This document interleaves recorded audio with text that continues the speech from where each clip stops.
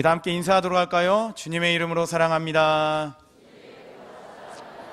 우리 한 번 더 인사하도록 하겠습니다. 주님의 이름으로 축복합니다. 네, 오늘도 우리 저녁 예배 가운데 모이신 우리 모든 성도님들을 주님의 이름으로 사랑하고 축복합니다.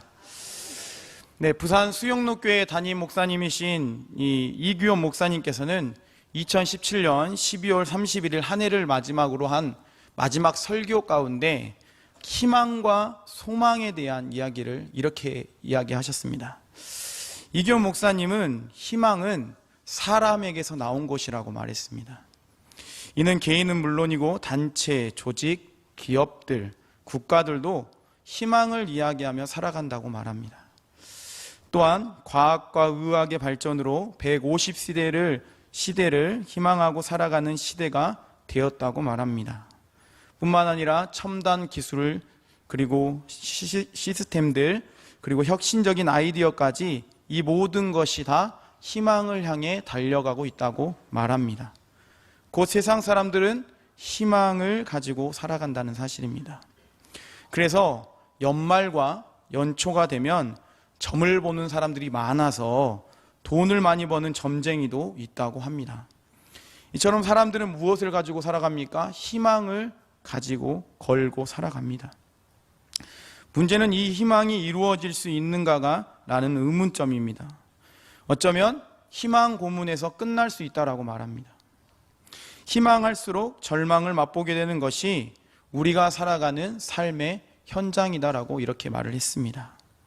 반면에 이규현 목사님은 이 소망은 성경에 근거하여 하나님께로부터 출발한다고 말했습니다.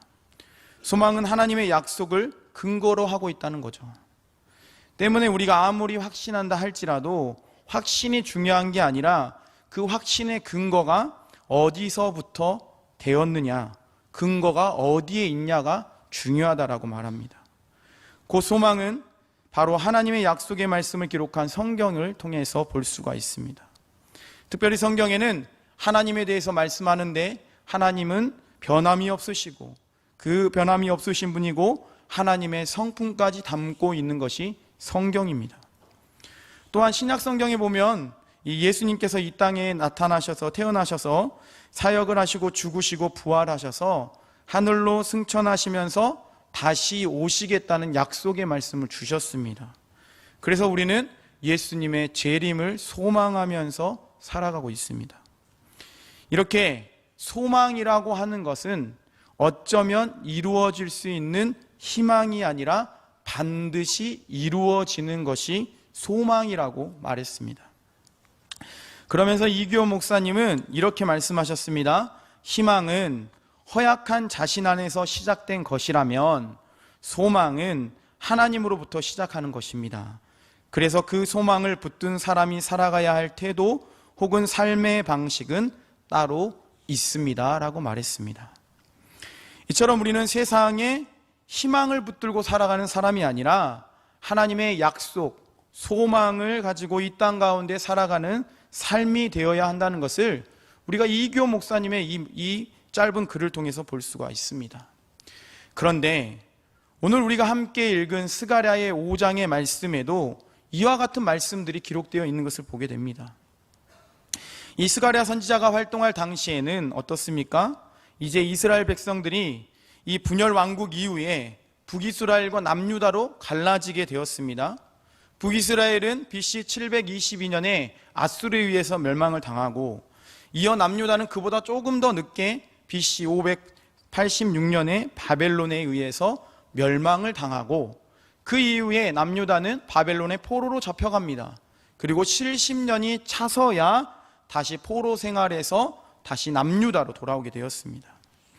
그리고 나서 포로 귀환을 하게 되는데 1차, 2차, 3차 귀환을 통해서 이스라엘 백성들이 돌아오게 되었는데 그 이후에 스가랴 선지자가 활동할 당시에 보니까 여전히 이스라엘 백성들이 죄 가운데 있었다라고 말합니다. 때문에 스가랴 선지자는 이스라엘 백성들에게 하나님의 말씀에 근거하여서 바른 삶을 살아갈 것을 촉구하고 있는 말씀이 스가랴 5장의 말씀입니다. 먼저 오늘 보면 스가랴 5장 3절 말씀에 보면 스가랴 선지자는 이렇게 기록하고 있습니다. 우리에게 말합니다. 우리 함께 3절 말씀 함께 읽어보겠습니다. 그가 내게 이르되 이는 온 땅 위에 내리는 저주라. 도둑질하는 자는 그 이쪽 글대로 끊어지고 맹세하는 자는 그 저쪽 글대로 끊어지리라 하니. 아멘. 이를 다시 한번 우리 세번역 성경을 통해서 하나님의 말씀 다시 읽어보겠습니다. 함께 읽겠습니다. 그는 나에게 이렇게 말하였다. 이것은 온 땅 위에 내릴 저주다. 두루마리의 한쪽에는 도둑질하는 자가 모든 땅 위에서 말끔히 없어진다고 쓰여 있고, 두루마리의 다른 쪽에는 거짓으로 맹세하는 자가 모두 땅 위에서 말끔히 없어진다고 쓰여 있다. 아멘. 말씀에 보면 이쪽 글과 저쪽 글이라는 것이 기록되어 있는 것을 보게 됩니다. 이는 두루마리 상태를 말할 때 말아져 있는 상태가 아니라 펴져 있는 상태를 의미하고 있습니다. 근데 여기에서 두루마리는 이 모세가 시내산에서 올라가서 하나님께 돌판에 율법의 둘판에 그 기록된 율법의 말씀을 받았는데 그 말씀과 비슷한 연상되는 말씀입니다. 바로 이 두루마리에 무엇이 쓰여 있었습니까? 하나님의 말씀이 기록되어 있었습니다. 때문에 이 두루마리에는 모든 이스라엘 백성들과 관련된 말씀들이 기록되어 있었습니다. 그런데 사랑하는 성도님들, 하나님께서는 여기서 우리가 이스라엘 백성들과 이 말씀을 통해서 이 이전에 하나님은 이스라엘 백성들과 무엇을 맺으셨습니까? 언약 관계를 맺으셨습니다. 이스라엘 백성들과 언약 관계를 맺으셨습니다. 그래서 창세기 12장 3절 말씀에 세번역 성경에 이렇게 기록되어 있습니다. 너를 축복하는 사람들에게는 내가 복을 베풀고 너를 저주하는 사람에게는 내가 저주를 내릴 것이다. 땅에 사는 모든 민족이 너로 말미암아 복을 받을 것이다 라고 말씀하셨습니다. 하나님께서 이스라엘 백성들과 언약의 관계를 체결하셨습니다.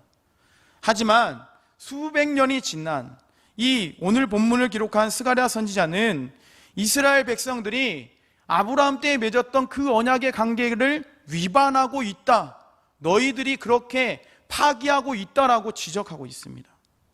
이스라엘 백성들이 범죄함으로 너희들이 받을 것이 그들에게 언약의 말씀을 통해 언약 관계에서 말씀하신 축복이 아니라 저주가 너희들에게 임하게 될 것이라고 말씀합니다. 그래서 우리가 오늘 보면 말씀 스가랴 5장 3절 말씀에는 두 가지 특별히 죄에 대해서 지적하고 있는 것을 보게 됩니다. 자, 3절 말씀에 보면 두 가지 죄에 대해서 지적하는데요, 하나는 도둑질하는 죄에 대해서 말씀합니다. 이는 출애굽기 20장 15절 말씀에 이렇게 기록되어 있습니다. 우리 함께 읽어볼까요? 도둑질하지 말라. 이 말씀을 들으니까 생각나는 10계명 중에 몇 계명이 생각나십니까? 8계명이 생각이 나시죠. 또 하나는 바로 맹세하는 것에 대한 말씀입니다. 출애굽기 20장 7절 말씀입니다. 우리 함께 읽어보도록 하겠습니다. 너는 내 하나님 여호와의 이름을 망령되게 부르지 말라. 여호와는 그의 이름을 망령되게 부르는 자를 죄 없다 하지 아니하리라. 아멘. 이는 바로 10계명의 제3계명에 해당하는 말씀입니다. 이처럼 이스라엘 선지자는 이스라엘 백성들이 포로 생활을 하면서 70년이라는 생활 동안에 곤혹을 치렀음에도 불구하고 여전히 그들은 포로 귀환을 했음에도 불구하고 마땅히 하나님의 자녀로 살지 못하고 하나님의 자녀라는 정체성을 그들이 완전히 회복하지 못한 채 죄 가운데 빠져 있다라는 것을 지적하고 있습니다. 특별히 이 스가랴 선지자가 이 말씀을 선포할 때 어떤 상황이었겠습니까?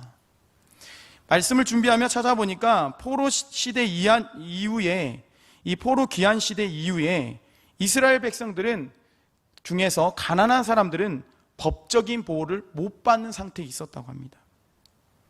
또한 이스라엘 백성들 가운데 재판을 받을 때마다 거짓 증언하는 사람들이 너무나도 많아서 공정성이 훼손된 상태에 있었다고 합니다. 때문에 스가랴 선지자는 스가랴 7장 9절 말씀에도 이렇게 이렇게 기록했습니다. 우리 7장 9절 말씀 함께 읽어보겠습니다. 만군의 여호와가 이같이 말하여 이르시기를 너희는 진실한 재판을 행하며 서로 인애와 긍휼을 베풀며. 아멘. 이를 세번역 성경에는 우리에게 더 마음에 와닿게 말합니다. 우리 함께 읽어보겠습니다. 나 만군의 주가 이렇게 말한다. 너희는 공정한 재판을 하여라. 서로 광용과 자비를 베풀어라. 아멘. 우리는 이러한 말씀들을 통해 스가랴 선지자가 활동했던 그 시대는 도둑질이 끊이지 않았구나라고 볼 수 있습니다. 공정성이 훼손되었구나. 거짓으로 인해서 수많은 이스라엘 백성들이 혼란 가운데 빠져 있는 상태라는 것을 볼 수가 있습니다. 그래서 하나님께서는 이러한 사실을 보고 그냥 두시지 않겠다고 말씀하고 있습니다. 오늘 우리가 읽은 스가랴 5장 4절 말씀에 이렇게 기록합니다. 세번역 성경으로 제가 읽어보겠습니다. 만군의 주의 말이다. 내가 저주를 내보낸다. 모든 도둑의 집과 내 이름을 두고 거짓으로 맹세하는 모든 자의 집에 저주가 들어가서 그 집에 머물면서도 나무 대들보와 돌로 쌓은 벽까지 그 집을 다 허물어 버릴 것이다 라고 말씀합니다. 하나님 말씀하고 있는 겁니다. 너희들이 지었던 그 도둑질, 너희들이 했던 그 거짓 맹세들을 그냥 두고 보지 않겠다. 그리고 오늘 본문 말씀에 그 죄를 내가 그냥 보지 않고 너희에게 크게 세 가지로 너희에게 심판을 내리게 될 거라고 말씀하고 있습니다. 첫 번째로 무엇입니까? 도적의 집과 내 이름으로 거짓 맹세하는 백성들의 집에 내가 들어가게 될 것이라고 말씀합니다. 이는 죄를 지은 백성들이 숨기 위하여 가장 안전한 곳이라고 생각했던 곳이 어디입니까? 자기 집이었던 것이죠. 그런데 자기 집에 숨게 될 것인데 하나님께서는 그들의 집에 직접 찾아가서 그들을 낱낱이 찾아낼 것이다 라고 말씀합니다. 둘째로 하나님께서는 죄를 범한 이스라엘 백성들의 집 가운데 내가 머물 것이다. 너희들이 죄를 지었을 때 내가 그 집에 머물게 있게 될 것이라고 말씀합니다. 이는 하나님께서 그냥 그 죄 지은 집에 머물게 될 것이라고 말씀한 것이 아니라 죄에 대한 처벌의 의미가 담겨져 있습니다. 단 한 번으로 처벌을 내리는 것이 아니라 죄를 지은 백성의 그 집에서 내가 영원한 하나님의 심판이 임하게 될 것이라는 상징적인 의미를 담고 있습니다. 때문에 스가랴 5장 4절 말씀에 보면 머무르며 라고 말씀하고 있습니다. 이는 원어로 보면, 이 해석해 보면 숙박하다, 밤을 보내다 라는 의미를 가집니다. 이것을 통해 하나님은 철저한 심판이 죄를 지은 백성들의 가정들마다 임하게 될 것을 말씀하고 있습니다. 셋째로 죄를 범한 백성의 나무와 돌을 끝장내게 될 것이다 라고 말씀하고 있습니다.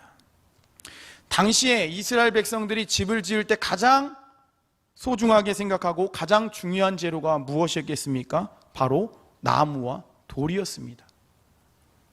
가장 중요한 재료였습니다. 곧 무엇을 말씀합니까? 집의 구조를, 너희가 살고 있는 그 집의 구조를 내가 그 구성하는 모든 것들을 철저하게 무너뜨리게 될 것이다라는 하나님의 심판의 말씀이 담겨 있습니다.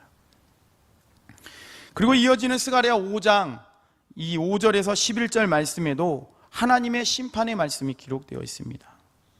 말씀에 보면 7번째 환상인 에바 속의 여인에 대한 심판이 기록되어 있습니다. 여기서 에바라고 하는 것은 양을 측정하는 데 사용하는 바로 항아리였습니다. 스가랴 선지자가 본 것은 에바와 그 안에 있는 한 여인을 환상 중에 보게 됩니다. 천사는 이 여인을 악이라고 표현합니다.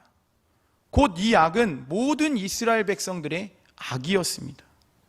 그 악은 항아리에 들어있는 상태로 닫혀있게 되었습니다. 그리고 두 여인의 항아리를 들고 있는 장면을 보고 스가랴 선지자가 행선지를 묻게 되자 천사는 신할 땅 바벨론이다 라고 말합니다. 이것을 통해 이스라엘 백성들은 포로 귀환 시대 이후에 스가랴 선지자가 활동할 당시에 그들이 하나님의 백성으로서 정체성을 회복하지 못한 채 거짓과 맹세를 통해서 하나님의 공의가 무너져 있는 상태에 있었구나라는 것을 우리가 보게 됩니다. 그래서 하나님 말씀하는 겁니다. 스가랴 5장의 1절부터 11절 말씀을 통해 하나님은 저주의 말씀을 하고 있습니다. 그런데 사랑하는 성도님들, 이 거짓과 맹세뿐만 아니라 하나님은 스가랴 5장을 통해서 더 중요하게 지적하는 것이 있습니다. 사랑하는 성도님들, 스가랴 5장의 말씀을 통해서 이스라엘 백성들에게 가장 지적하고 싶은 죄가 무엇이겠습니까? 혹시 사랑하는 성도님들은 발견하셨습니까? 바로 우상 숭배의 죄였습니다. 솔로몬까지 통일 이스라엘을 다스렸던 솔로몬까지 어땠습니까? 아주 평안한 나라였습니다. 그런데 솔로몬이 우상 숭배로 인하여서 남유다와 북이스라엘로 두 나라로 갈라지게 되었습니다. 이게 무엇 때문이었습니까? 우리가 수많은 것들을 말할 수 있지만 가장 큰 것을 말한다면 우상 숭배의 죄였습니다. 그리고 북이스라엘이 멸망당한 것, 남유다가 멸망당한 것도 가장 큰 것을 우리가 지적하자면 무엇이었습니까? 우상 숭배의 죄였습니다. 그런데 이스라엘 백성들은 포로 귀환 이후의 시대에도 여전히 우상 숭배의 문제를 해결하지 못했습니다. 그래서 하나님은 스가랴 선지자를 통해 환상을 통해 7번째 환상을 통해 에바 속의 여인을 보여주셨습니다. 당시에 이 말씀을 준비하며 보니 메소포타미아와 가나안 지역에는 여신 숭배와 같은 우상을 적극적으로 하고 있던 시기였다고 합니다. 이스라엘 백성들 역시 가장 우상 숭배를 적극적으로 하고 있다 보니 이스라엘 백성들 역시 여전히 그들도 역시 어떻게 되겠습니까? 그들 역시 우상 숭배를 하게 되는 것이죠. 그래서 우리가 구약 성경에 보면 이스라엘 백성들은 우상 숭배와 끊임없이 연결되어 있는 것을 우리가 보게 됩니다. 에레미야 44장 17절과 19절, 17절에서 19절과 그 다음에 25절에는 에레미야 선지자가 이스라엘 백성들이 하늘 여신에게 제사를 드렸다라는 기록이 되어 있습니다. 여신을 섬겼다는 것이죠. 또 에스겔 8장 14절 말씀에도 에스겔 선지자는 여인들이 성전의 북문에서 담무스를 위해 애곡하고 있는 의상을 보게 되었다라고 말씀이 기록되어 있습니다. 여기서 담무스라고 하는 것은 여신 이나난과 특별한 관계를 맺고 있습니다. 이 담무스는 농경과 풍요 재생의 신이었다고 합니다. 그리고 오늘 본문이 기록되어 있는 에바 속의 여인이 등장합니다. 이는 남유다를 멸망으로 몰고 온 우상 숭배의 대상이었던 여신의 여신이었다고 합니다. 이처럼 하나님께서는 이 거짓과 맹세뿐만 아니라 가장 크게 지적하는 것이 무엇입니까? 우상 숭배의 죄를 지적합니다. 하나님께서는 이스라엘 백성들이 우상 숭배의 죄로 인해서 철저하게 심판을 받게 될 것이다 라고 지금 이 말씀을 통해서 우리에게 스가랴 말씀을 통해 말씀하고 있습니다. 사랑하는 성도님들, 이 말씀을 들으시면서 어떠십니까? 하나님께서 이스라엘 백성들을 하신 말씀을 보시면서 어떠십니까? 또한 우리 가운데 우리 역시 하나님께서 우리에게 이렇게 말씀하신다면 어떤 마음이시겠습니까? 이 말씀만 보면 우리에게 소망이 없어 보입니다. 이스라엘 백성들은 심판당하고 멸망당하겠구나라고 생각되어집니다. 우리가 알고 있는 하나님은 어떤 하나님이십니까? 하나님께서는 자비롭고 긍휼을 베푸시는 하나님이라고 우리가 알고 있는데, 그렇게 말씀하시는데 이 말씀만 보면 두렵고 떨리기도 합니다. 하지만 하나님은 우리를 저주하실 수 있지만 그 끝에는 무엇입니까? 회복하시는 하나님이십니다. 그래서 오늘 보면 스가랴 5장 8절 말씀에 이렇게 기록되어 있습니다. 우리 8절 말씀 함께 읽어보도록 하겠습니다. 그가 이르되 이는 악이라 하고 그 여인을 에바 속으로 던져 넣고 납조각을 에바 아기 위에 던져 덮더라. 아멘. 이것은 무엇을 설명합니까? 대상이었던 여신을 그 항아리에 집어넣고 그 모든 것을, 그 뚜껑을 닫고 에바의 입구를 납조각으로 내가 막아버렸다라는 말씀이 기록되어 있습니다. 곧 하나님이 이 말씀을 주신 것은 무엇이냐? 이제부터 이스라엘 백성들이 지었던 우상 숭배를 내가 철저하게 끊어버리겠다, 단절시켜버리겠다라는 의미를 담고 있는 말씀입니다. 또한 오늘 보면 스가랴 5장 10절과 11절 말씀에 이렇게 기록합니다. 10절과 11절 말씀 함께 읽어보겠습니다. 내가 내게 말하는 천사에게 묻되 그들이 에바를 어디로 옮겨 가나이까 하니 그가 내게 이르되 그들이 시날 땅으로 가서 그것을 위하여 집을 지으려 함이니라. 준공되면 그것이 제 초소에 머물게 되리라 하더라. 아멘. 이는 마지막 환상에 대한 천사가 스가랴에게 답변하는 말씀입니다. 에바의 최종 목적지가 어디입니까? 시날 땅이라고 기록되어 있습니다. 여기서 시날 땅이라고 하는 것은, 이 시날 땅에는 이 바벨과 에렉과 악각과 갈레, 이 네 도시가 있었습니다. 그리고 창세기 11장 2절 말씀에 보면 여기는 바벨탑을 쌓는 장소였습니다. 하나님께서는 바벨탑 사건 당시 어떻게 했습니까? 사람들이 하나님처럼 높아지려고 하자, 죄를 짓게 되자 흩으셨습니다. 그 바벨론이라는 것은 네보넴의 도시를 의미하는 게 바벨론이라고 합니다. 이렇게 하나님께서는 이스라엘 땅에 어떻게 하시겠다는 겁니까? 우상을 끊어버리고 정화시키겠다라고 스가랴 5장 말씀을 통해 말씀합니다. 그리고 나서 정화만 시키는 것이 아니라 내가 다시 이스라엘 백성들을 회복하고 새롭게 세우겠다라는 말씀이 바로 이 말씀 안에 담겨져 있습니다. 이처럼 사랑하는 성도님들, 우리가 세상 가운데 죄를 지며 살지라도, 또 우리가 실수하고 넘어질지라도 우리 모두에게는 소망이 있습니다. 때문에 우리는 절망할 필요가 없다는 사실입니다. 하나님은 우리를 저주하고 심판하실 수 있지만 그 끝은 다시 회복하시는 분이 하나님이십니다. 우리를 끝까지 사랑하셔서 우리를 다시 은혜 가운데, 소망 가운데 나아가게 하시는 분이 바로 하나님이라는 사실을 스가랴 선지자를 통해서 이 7번째의 환상을 통해서 우리에게 말씀해주고 있습니다. 저는 그러면서 이와 같은 찬양이 생각났습니다. 이 시간 우리 고백하는 마음으로 함께 찬양했으면 좋겠습니다.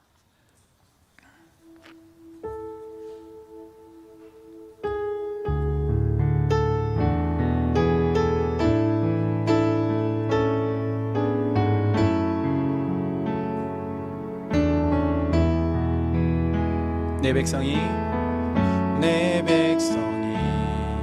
나를 떠나 돌아섰지만 내 사랑이 내 백성을 포기 못하니 내 모든 것 내어주고 나 그들을 얻으리라. 여호와께 돌아가자. 우린 돌아서도 그는 변치 않네. 여호와께 돌아가자. 우린 넘어져도 그 사랑 영원하네. 여호와께 돌아가자. 우린 돌아서도 그는 변치 않네. 여호와께 돌아가자. 우린 넘어져도 그 사랑 영원하네. 아멘. 사랑하는 성도님들, 하나님께 우리의 소망이 있음을 믿으십니까? 하나님께서는 결코 우리를 포기하지 않으십니다. 우리가 죄를 지어도, 우리가 넘어지고 쓰러지고 낭망하고 하나님을 부인할 수 있지만, 그럼에도 하나님은 다시 우리를 새롭게 일으켜 주십니다. 하나님은 우리를 죄 가운데서 자유케 하여 주시는 분이 바로 하나님이십니다. 특별히 오늘은 한가족 언약식으로 드려지게 됩니다. 이곳에서 한가족 언약식에 참석하신 우리 성도님들께서도 세상에 희망을 붙들지 마시고 하나님이 주시는 소망을 붙들고 살아가는 삶이 되시기를 바랍니다. 그러면 세상의 희망을 의지해서 우리 모두가 좌절하는 삶이 되지 아니하고 하나님이 주시는 말씀 안에 거하며 소망으로 말미암아 우리의 삶에 늘 감격과 하나님의 은혜가 넘칠 줄 믿습니다. 이 사실을 믿으시고 늘 살아가는 우리 모두가 되시기를 간절히 축원합니다. 기도하겠습니다. 살아계셔서 우리 가운데 역사하시는 하나님 아버지, 오늘도 저녁 예배 가운데 우리에게 말씀하여 주심을 감사합니다. 하나님, 이 땅 가운데 살아갈 때 세상에서 희망을 찾고 우리가 그것 때문에 좌절하는 것이 아니라 하나님이 주신 생명의 말씀을 통해서 소망 가운데 살아가는 은혜의 삶이 될 수 있도록 우리의 삶을 붙들어 주시옵소서. 살아계신 예수님의 이름으로 기도합니다. 아멘.